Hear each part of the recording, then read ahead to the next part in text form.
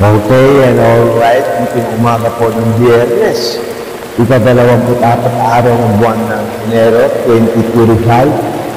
Sa pagbibigay po natin ng kalagayan ng panahon. Sa kasalukuyan po ay nakakaranas po tayo ng matinding malakas na pag-ulan sa umaga ito ng Biyernes. At ganyan-ganyan po ang ating drainage canal.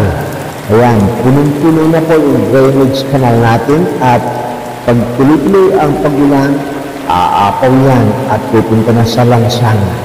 At nabalitaan natin, nasanay palengke po natin sa mga pagkakataon ito ay meron na rin mga naiipong tubig ulan. Kaya ang babala natin sa ating mga kababayan ay ingat-ingat lang po tayo. Ayan ha, punong-puno na po yung drainage canal natin at mukhang hindi umaagos. Naku, may problema yan. Ayusin natin po ang problema. Ha? Para maiwasan po natin ang maaring mangyaring flash flood. Kasi pag tuloy-tuloy ang pag-ulan tulad nito, aapaw na yan.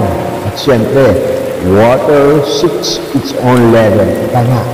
Kaya aapaw yan sa kalsada at magkakaroon na naman ng flash flood.